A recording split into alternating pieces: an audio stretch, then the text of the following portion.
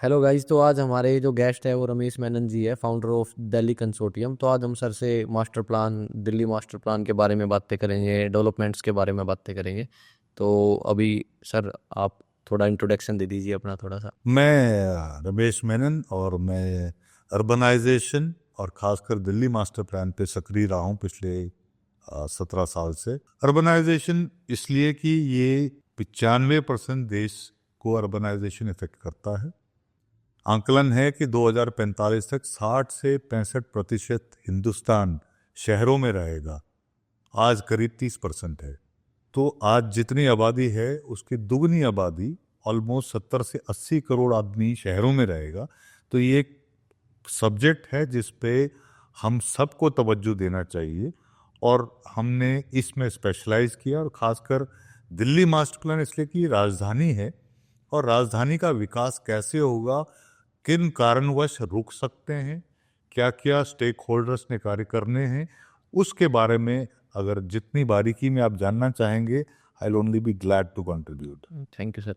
Sir तो जैसे अभी आपने बात करी दिल्ली मास्टर प्लान, तो क्या है सर ये दिल्ली मास्टर प्लान? इसका बारे में बहुत सुना है, बहुत लोग Delhi master plan, Delhi master plan. तो ये बेसिकली है क्या दिल्ली मास्टर प्लान? देखिए, आप उसको अगर आंकड़ों में देखेंगे तो करीब जब हमारा देश आज़ाद हुआ तो दिल्ली की आबादी या दिल्ली एनसीआर जिसको आज हम कहते हैं, उसकी आबादी मात्र 8 या 9 लाख थी। फिर नेचुरली जब जब दोनों देशों का बंटवारा हुआ, पाकिस्तान से एक बहुत बड़ा अवाम दिल्ली आया, तो आज़ादी के 5-7 साल के अंदर ही हमारी आबादी यहाँ दुगनी हो गई। फिर 1954 में दिल्ली लैंड रिफॉर्म एक्ट आया, 1957-58 में डीडीए और एमसीडी का गठन हुआ। ये ज़रूरी समझा गया उस वक्त तत्कालीन सरकार द्वारा कि हम प्लान्ड रूप से राजधानी का विकास करें। अगर आप देखेंगे उस वक्त दिल्ली थी और बाकी सारे जो गांव थे वो खेती थी वहां पे। तो 1961 में पहला मास्टर प्लान आया और हर 20 साल में मास्टर प्लान आता गया कि अगले 20 साल चलन क्या होगा, जो आवाम है, जो आबादी है, उनकी ज़रूरत के हिसाब से प्लानिंग कैसे की जाए।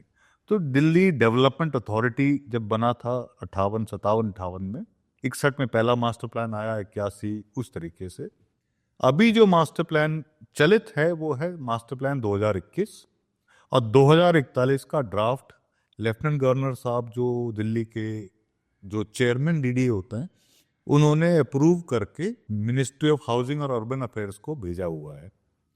वो जिस दिन गजट नोटिफाई हो जाएगा तो उसके तहत दिल्ली का विकास होगा। अब सर जैसे मास्टर प्लान की जब आप बात कर रहे हो, तो चंडीगढ़ के अभी कोई मास्टर प्लान आया होगा, तो चंडीगढ़ में और दिल्ली में मतलब इतना डिफरेंस क्यों है? वो एक वेल प्लान्ड सिटी मानी जाती है चंडीगढ़, उस तरीके से दिल्ली क्यों नहीं बन पाई? क्योंकि आप जैसे अभी बात कर रहे थे कि पहले तो खेत ही थे नियर अबाउट सब कहीं, तो तब एटलीस्ट मेन सिटी में ना करके बाहर तो एक मैनर वे में सारी चीज़ें कर सकते थे। तो वो क्यों नहीं हो पाई, उसके क्या रीजन है? देखिए, अगर हम फैक्ट फाइंडिंग करें, पीछे की तरफ देखें, तो चंडीगढ़ वो पहला शहर था जिसको प्लान रूप से बनाने के लिए बड़ी मात्रा में लैंड पार्सल को प्लान किया गया और एक पूरा शहर बसाया गया।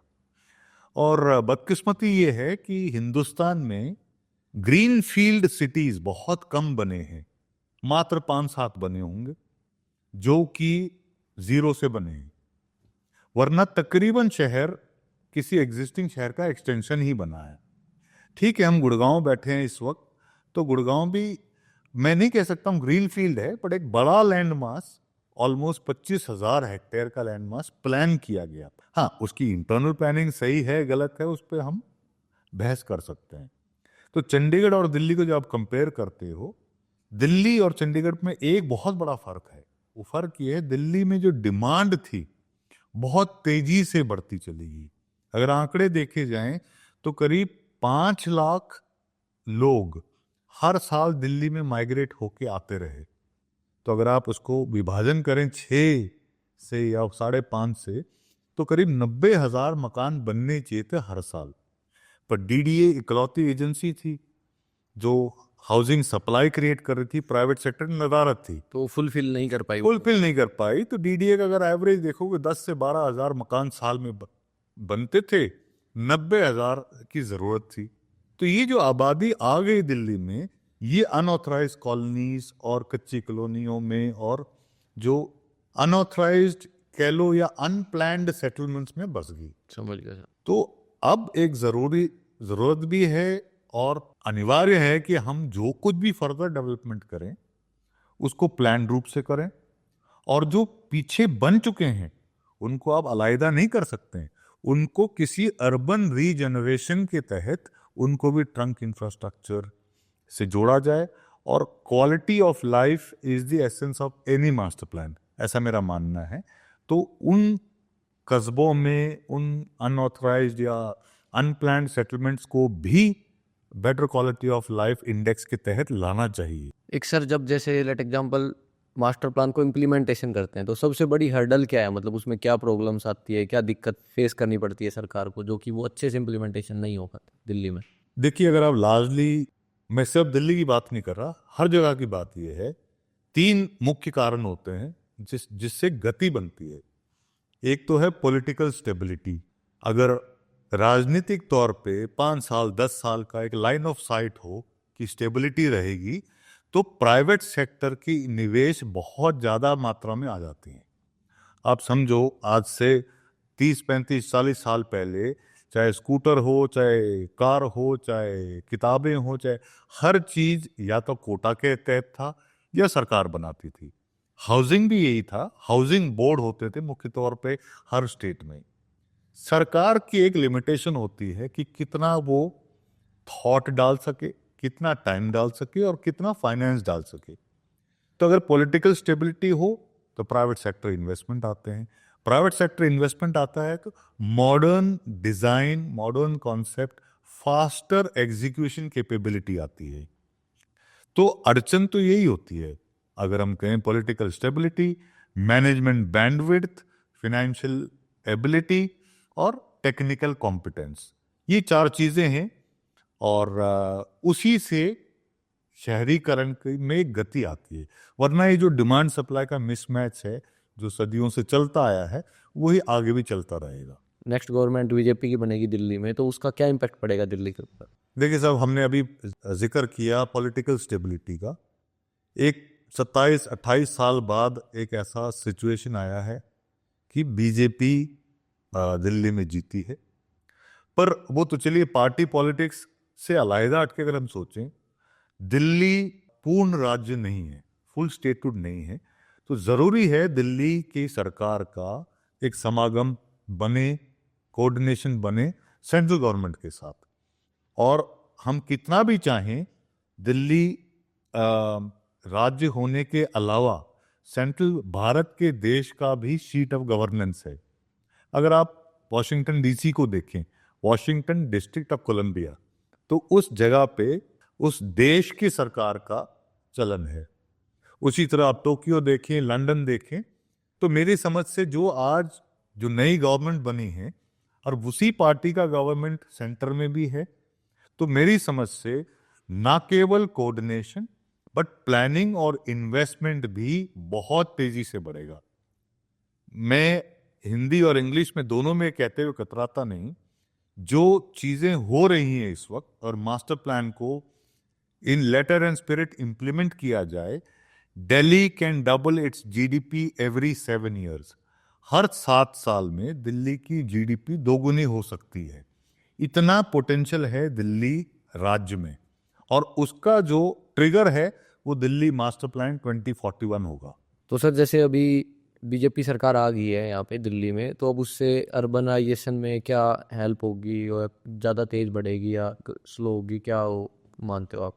देखिए, स्पेसिफिक अगर अर्बन इंफ्रास्ट्रक्चर की बात करते हैं, इंफ्रास्ट्रक्चर को आप 3 हिस्सों में देखें। एक तो आपका हो गया फिजिकल इंफ्रास्ट्रक्चर, दूसरा हो गया सोशल इंफ्रास्ट्रक्चर, और तीसरा हो गया रिक्रिएशनल इंफ्रास्ट्रक्चर।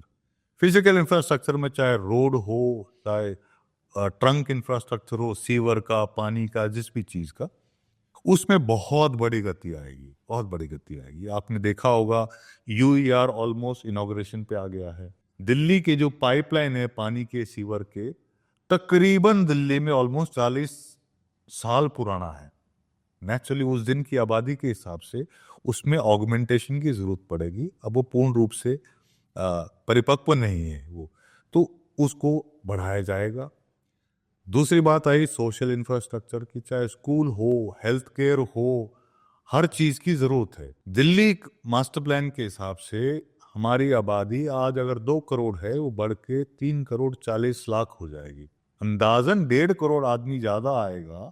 तो हमारा जो आकलन है, दिल्ली कंसोर्टियम की इंटरनल स्टडीज कहती हैं कि हमारे करीब 11 नए यूनिवर्सिटीज बनाने पड़ेंगे, करीब 3.5 lakh school and college seats create करनी पड़ेंगी।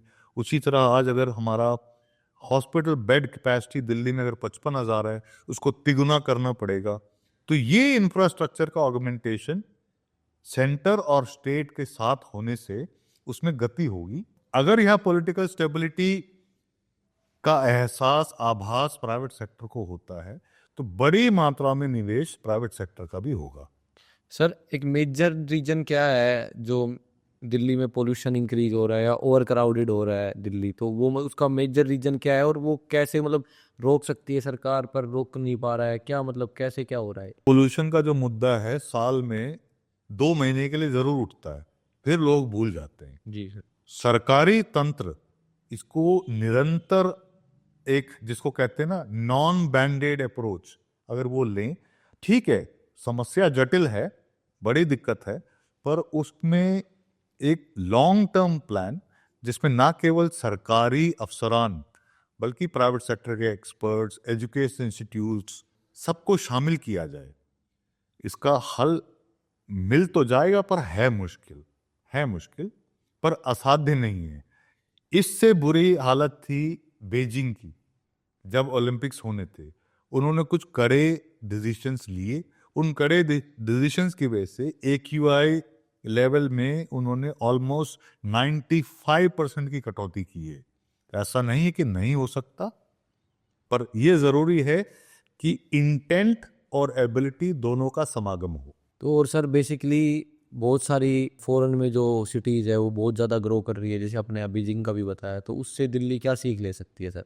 देखिए, सबसे पहले आपने ग्रोथ की बात करी, तो हम ये मान के चलते हैं कि दिल्ली अपना GDP दोगुना कर सकता है हर 7 साल में।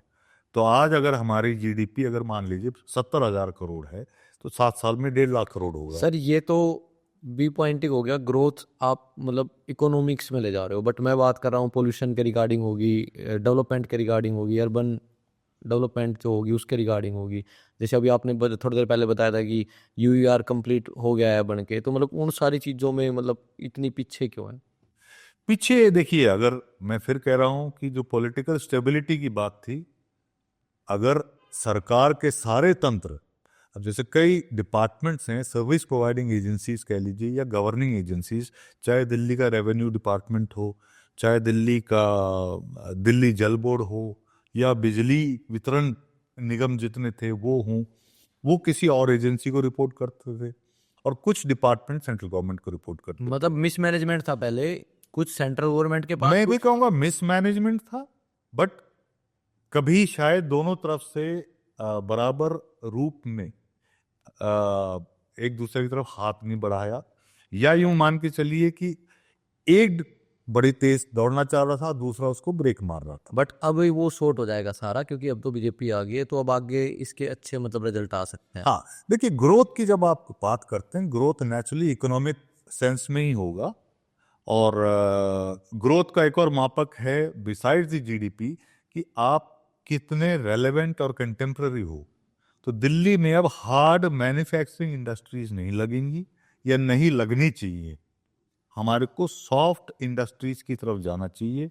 नॉलेज बेस्ड इंडस्ट्रियल पार्क जो प्रपोज थे 2010 के दिल्ली इंडस्ट्रियल पॉलिसी में, 2015 के बाद उस पर किसी ने तवज्जो नहीं दिया है। तो ये जो नई सरकार आएगी, बहुत बड़ी अपॉर्चुनिटी है दिल्ली को सॉफ्ट इंडस्ट्रीज कैपिटल की तरीके से देखा जाए, जैसे कि ITES, बायोटेक्नोलॉजी, मीडिया सर्विसेज, इन चीज़ों में दिल्ली बहुत आगे जा सकती है। और दिल्ली का लोकेशन, एयरपोर्ट के साथ में UER से चाहे जोन L हो चाहे जोन N हो, ये मात्र 10 से 20 मिनट का सफर रह गया है।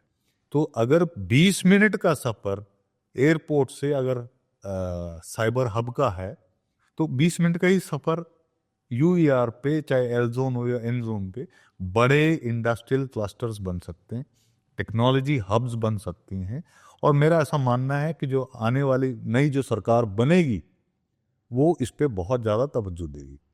सर बहुत सारे इन्वेस्टर्स जो होते हैं उनका एक क्वेश्चन होता है कि दिल्ली इन्वेस्ट करे या बॉम्बे इन्वेस्ट करे, तो उस हिसाब से आप क्या सजेस्ट करना चाहेंगे कि क्या कौन सी सिटी बेस्ट है आज के टाइम में ऑल ओवर इंडिया जहाँ पे इन्वेस्टमेंट के पर्पज से अच्छी ग्रोथ मिलेगी? देखिए, इन्वेस्टर को भी आप 2 या 3 श्रेणी में बांटें। अगर वो रिटेल इन्वेस्टर है तो उनको तो यही सलाह देंगे सब जो आपको एसेट बिल्डिंग में काम आए, चाहे बॉम्बे हो या दिल्ली हो, वो कोशिश करके अपने बैकयार्ड में इन्वेस्ट करें और अपना एसेट क्रिएशन करें। हाँ, इंस्टीट्यूशनल इन्वेस्टर हो या HNI इन्वेस्टर हो, फैमिली ऑफिसर्स हो, उनके लिए बॉम्बे की जो मार्केट है, जो वहां के फैमिली ऑफिसर्स हैं वो नेचुरली बॉम्बे में ही इन्वेस्ट करेंगे। जो नॉर्थ इंडिया के फैमिली ऑफिसर्स हैं या HNIs हैं, वो दिल्ली पे उनका बहुत तवज्जो रहेगा। उसके 2-3 कारण हैं। दिल्ली फुल स्टेटहुड ना होने की वजह से यहाँ इन्वेस्टमेंट भी 4 श्रेणी में होती हैं। सेंट्रल गवर्नमेंट इन्वेस्ट करता है, स्टेट गवर्नमेंट इन्वेस्ट करता है, म्यूनिसिपैलिटी MCD इन्वेस्ट करता है और प्राइवेट सेक्टर इन्वेस्ट करता है इंफ्रास्ट्रक्चर में।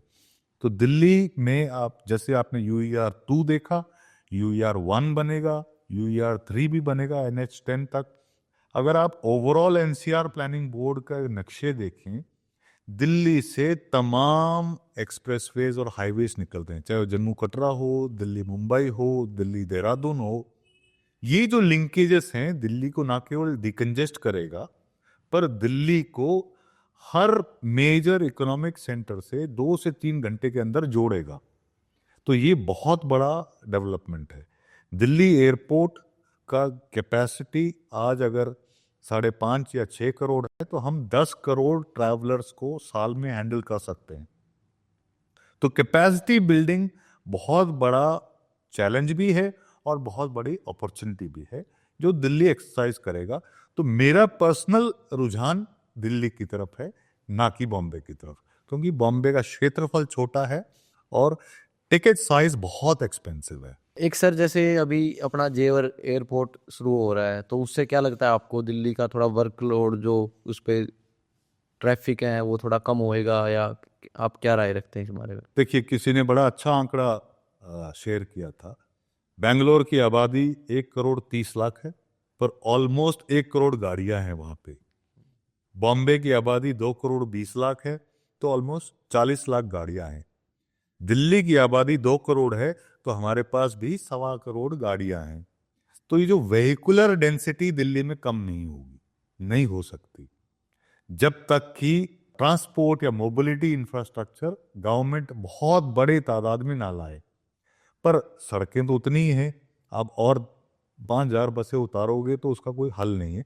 दिल्ली मेट्रो ने एक अविश्वसनीय काम किया है। ऑलमोस्ट हम 48 लाख ट्रैवलर को रोज एक जगह से दूसरी जगह पहुंचाते हैं। इसका अगर आपको स्केल समझना है तो यूं मान के चलिए, न्यूजीलैंड जैसे देश की पूरी आबादी को हम रोज एक जगह से दूसरी जगह ले जाते हैं। उनकी आबादी भी इतनी है, 48-49 लाख की।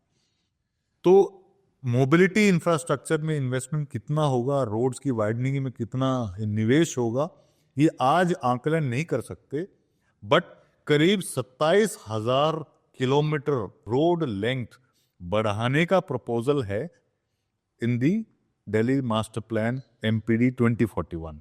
वो कुछ एग्जिस्टिंग रोड्स को ऑगमेंट किया जाएगा, कुछ बड़े एक्सप्रेसवेज या लिंकेजेस निकाले जाएंगे। वो आते आते आप देखेंगे। और ये दिल्ली मास्टर प्लान का डॉक्यूमेंट पब्लिक डोमेन में है, ऐसा नहीं कि इसमें कोई राज की बात है।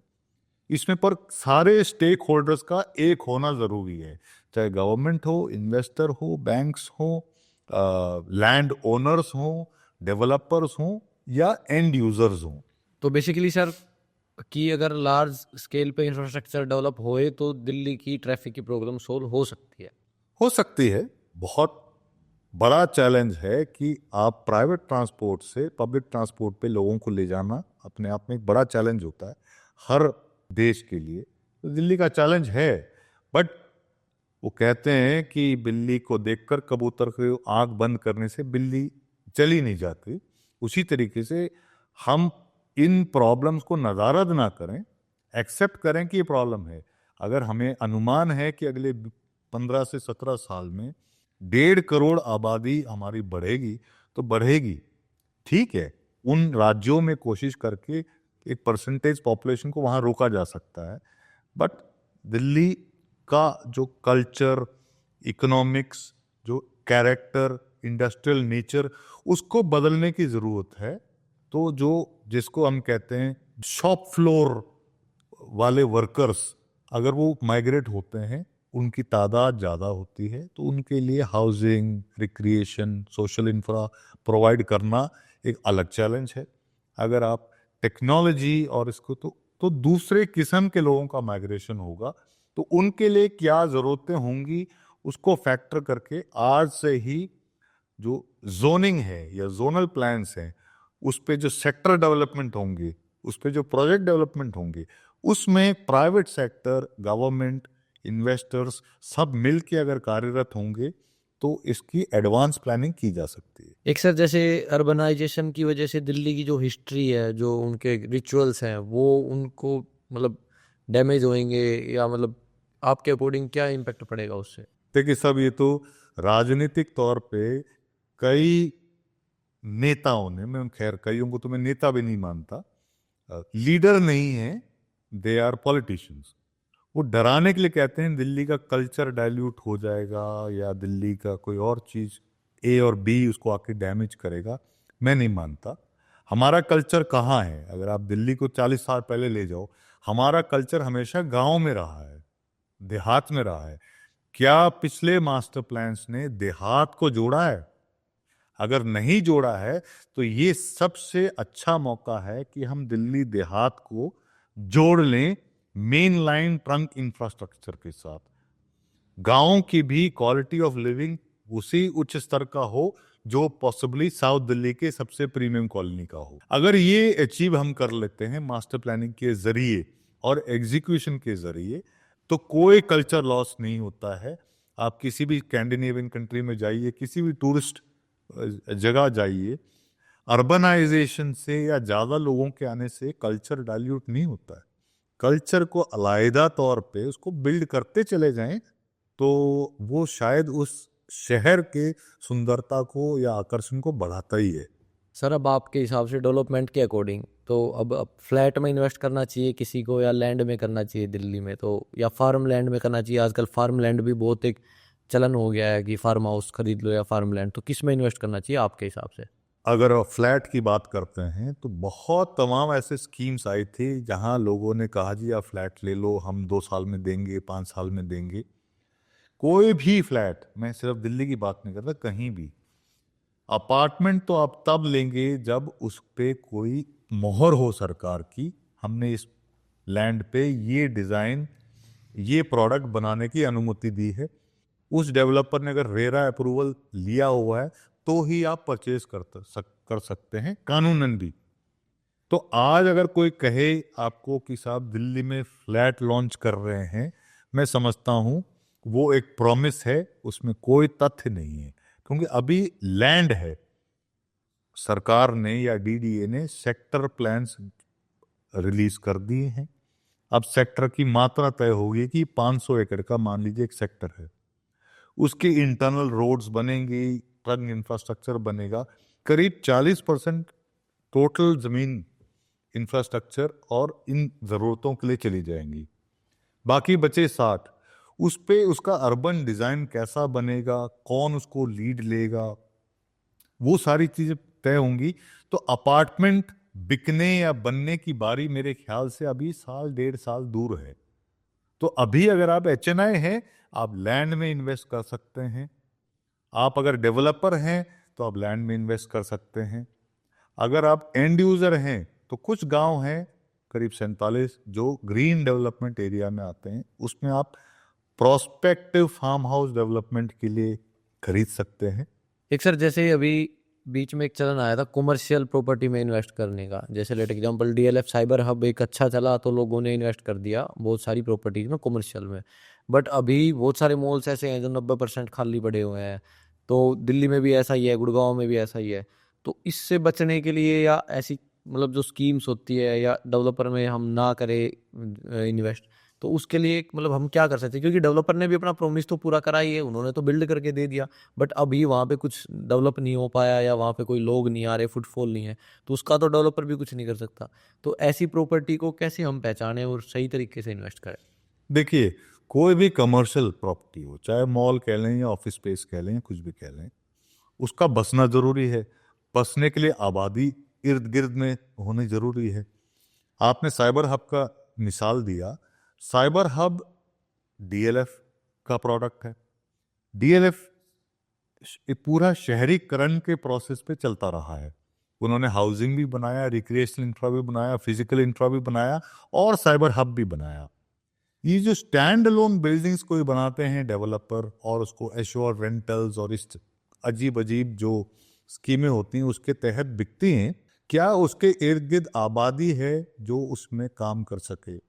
क्या कोई सेक्टर ऐसा है जिसमें रिहाइश शुरू हो गई है तो उसके इर्द गिर्द मॉल बने तो वो भी फुटफॉल आ सकते हैं? पर अगर आप गुड़गांव में देखें, तमाम ऐसे कमर्शियल कॉम्प्लेक्सेस खाली पड़ी हैं जिसको अगर एचएनआई या जो इन्वेस्टर है वो अपने 7 साल की मियाद लेके देखें, कॉस्ट ऑफ मनी शायद उनको रिकवर हो जाएगा, ना कैपिटल एप्रिसिएशन मिलेगा, ना जो यील्ड ऑन इन्वेस्टमेंट। मैंने कुछ प्रोजेक्ट्स का कैलकुलेशन किया था, उनको शायद साल में 4% यील्ड भी नहीं आया था। तो अगर वो बैंक में रखते पैसे तो शायद ज्यादा कमाई होती। Land is the exact opposite. Land में आप ना मेंटेनेंस कॉस्ट देना है, ना आपको कोई शॉर्ट टर्म कैपिटल एप्रिसिएशन की जरूरत है, ना आप रेंटल एक्सपेक्टेशन करते हैं। लैंड का इन्वेस्टर हमेशा 3 से 5 साल की मियाद लेके चलता है और अमूमन 2x इन 3 years और 3x इन 5 years का थंब नंबर होता है। तो लैंड का इन्वेस्टर ज्यादा पेशेंट होता है, लालची नहीं होता है। तो कमर्शियल में जो जिन लोगों को रिटर्न्स नहीं मिली, मेरे को ऐसा अनुमान है या डर है कि वो भी अपने पैसे कमर्शियल से निकालकर लैंड में इन्वेस्ट करेंगे। अब सर जैसे दिल्ली की रियल एस्टेट मार्केट बहुत तेजी से बढ़ रही है, तो ये एक मतलब एक्चुअल में इतनी डेवलपमेंट है या एक बबल है? ये तेजी से बढ़ कहाँ रही है? आप यूं देखें, अभी तो हम कर्व के बिल्कुल बॉटम पे खड़े हैं दिल्ली में। दिल्ली में जहां नए सेक्टर बन रहे हैं, आंकलन के लिए कह रहा हूं मैं, अगर मान लीजिए गुड़गांव के जो बसे हुए सेक्टर है, आज अगर वहां 30 से 40 करोड़ रुपए एकड़ है तो दिल्ली में 5 से 7 करोड़ रुपए एकड़ है। 40 का 80 नहीं होगा, 7 का क्या 20 होगा? हाँ, लाजमी होगा। अब गुड़गांव में कोई ऐसी डील्स हुई है एफएसआई की जो ऑलमोस्ट 100 करोड़ रुपए एकड़ का ट्रांजैक्शन हुआ है। वो इसलिए कि उस पे उसकी जो जिस डेवलपर ने वो लिया है या जिस इन्वेस्टर ने उसमें पैसे लगाए हैं, उनको ये लगता है कि इसका जब ये ऑक्यूपाई हो जाएगा एक सस्टेन्ड बेसिस पर, हमारे को 11, 12, 14% का रिटर्न ऑन इन्वेस्टमेंट आएगा। तो कैपिटल एप्रिसिएशन जितना दिल्ली में आएगा उतना शायद कहीं नहीं आएगा। सॉफ्ट क्या होगा? इससे लगते हुए इलाके जो मैच्योर हो चुके हैं, जैसे गुड़गांव की मार्केट, जैसे सोनीपत की मार्केट, ये सॉफ्ट होते जाएंगे।